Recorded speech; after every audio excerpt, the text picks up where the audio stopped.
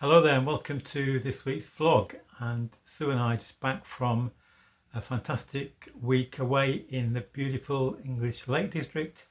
We're staying in a little village called Braithwaite, which is near Keswick, and the main reason that we're up there was, it was partly holiday, but it was holiday, but we attended the Keswick Convention. It's a gathering of Christians for Bible teaching, for worship, for all sorts of things.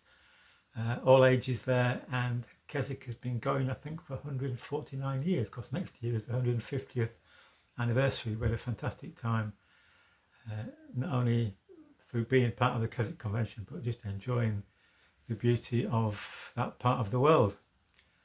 But though we've had a fantastic week, we spent it, Sue and I were with our good friend Josie, who's part of our church.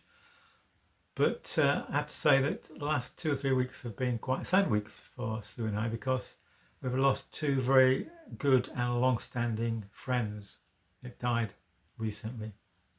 And so I want to tell you about them, and perhaps I'll start with one who's been, I've known her for almost all my life. I was a little boy living in a little village where I was born and brought up in East Yorkshire, and Gwen, who I'm talking about, came into that area as a Methodist deaconess. She came to serve in the churches in that part of East Yorkshire. So I got to know her quite well. Well, she must have been then in her mid-20s. I was a little boy.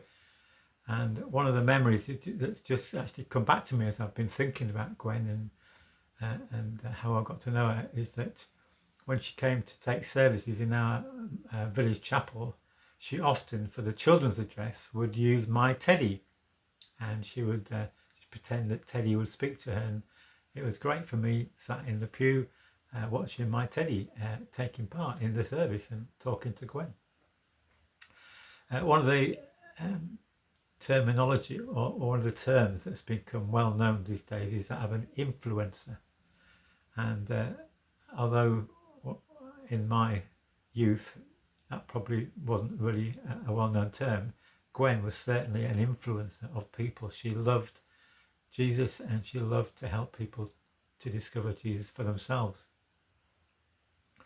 When I left school, Gwen was still living in that area, in the next village in fact, and she realised that there were quite a few youngsters, young people in some of the country chapels in that area, but probably because they were all in separate chapels, or many of them, they didn't know each other. So she agreed to use her home as a meeting place. And I think her original intention was that the young people would just get together and discuss matters of interest. But very soon she became part of that group, and she became another word that probably wasn't used so much then is a mentor. She became a mentor to us as a group.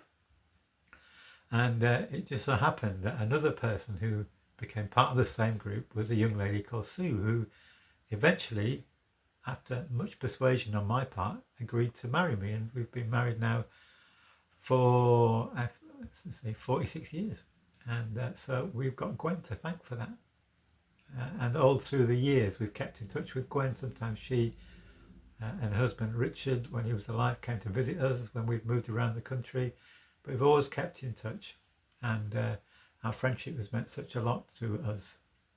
In fact, that group of young people, which we took on the name eventually the Ambassadors, and we went around taking services in some of the Methodist churches, chapels in that area. And that really was my first experience of being up front and taking part in leading an act of worship, which was quite alien to me, but who knows, maybe that was a step on the route to eventually becoming a Methodist minister.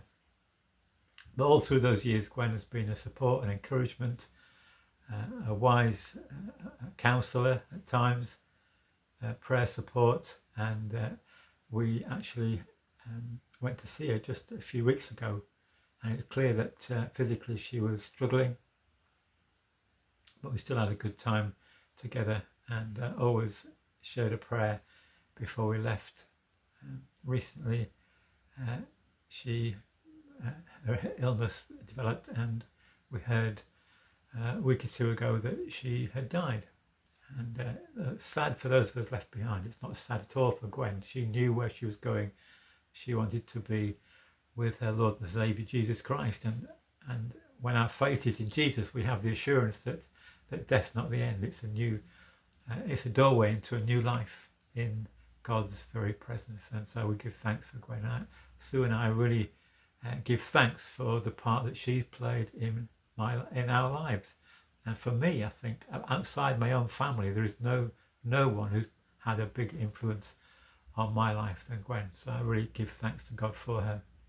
And her funeral is taking place next Tuesday, and I have the privilege of being involved in that service, and hope to be able to share a few of my own personal thoughts and memories of Gwen. So full of happy memories, full of thanksgiving for Gwen's life and how she helped me and Sue and many others grow in our Christian faith. And she was just such an important part of our lives.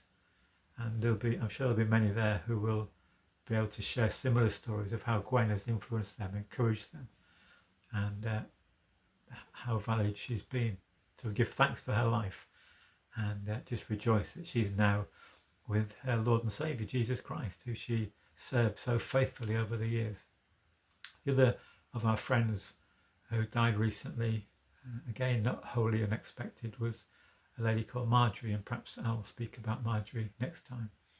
But I think that's enough for now. But let's just it's just a reminder to treasure the friendships we have, rejoice in them. Don't try not to lose touch with our friends. Stay in touch. Tell them how much we appreciate and love them before it's too late. So there you are. That's Gwen. We give thanks for her life, and I'm sure that you've got people in your life that you give thanks for. Maybe bring somebody up and tell them how much you appreciate them. God bless you. Thank you so much for listening today.